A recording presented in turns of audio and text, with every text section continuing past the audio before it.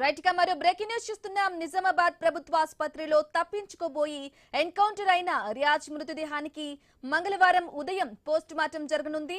Judicial enquiry తర్వాత ఆ ప్రక్రియ చేపట్టనున్నారు. ఇక ఆ తర్వాత డెడ్ బాడీని బంధువులకు అప్పగిస్తారు. ఇక మరోవైపు ఎన్కౌంటర్ జరిగిన ప్రభుత్వ ఆసుపత్రి 4వ అంతస్తులో సీన్ రీకన్స్ట్రక్షన్ జరిగింది. సీన్ రీకన్స్ట్రక్షన్ లో సిపి సాయి చైతన్యతో పాటు కరీంనగర్ పోలీస్ కమిషనర్ గౌస్ ఆలం కూడా పాల్గొన్నారు. ఇక ఆ స్పాట్ కు ఐజీ చంద్రశేఖర్ రెడ్డి వెళ్తున్నారు. ప్రభుత్వ ఆసుపత్రి ముందు పెద్ద సంఖ్యలో పోలీసులను మోహరించారు.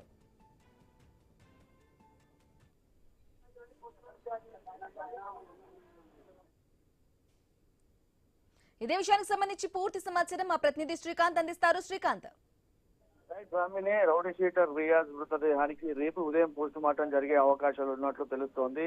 ఇప్పుడు సమయం కూడా దాటింది. అయితే స్పెషల్ దాని కింద కూడా ఈ రాత్రి చేసే అవకాశం కూడా ఉన్నట్టు తెలుస్తుంది. అయితే ఇప్పటి వరకు ఈ ఇష్యూ పైన పోలీస్ కమిషనర్ సాయి చైతన్య పత్రికా ప్రకటన విడుదల చేయలేడు.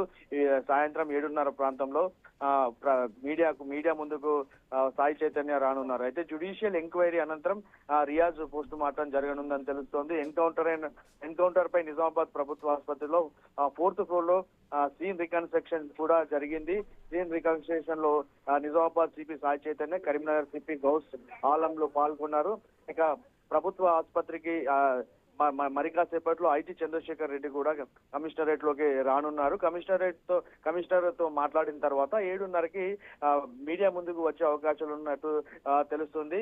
ఇక ఆసుపత్రి ఎదుట కూడా ఎవరైతే ఆసిఫ్ ఉన్నాడో, గాయపడ్డటువంటి ఆసిఫ్ కుటుంబ సభ్యులు కూడా అక్కడ ఆందోళన వ్యక్తం చేస్తున్నారు.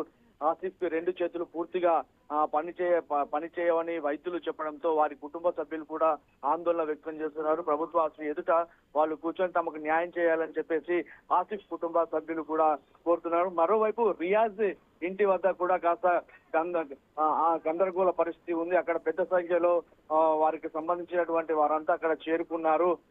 ఎన్కౌంటర్ పైన వాళ్ళు కూడా కాస్త ఆందోళన వ్యక్తం చేస్తున్నారు. తమను ఇబ్బంది పెట్టి పోలీసులు ఆచూకీ కనుక్కున్నారు అని చెప్పేసి రియాజ్ కుటుంబ సభ్యులు కూడా ఆరోపిస్తున్నారు. Brahmani right Srikanth, thank you for the updates.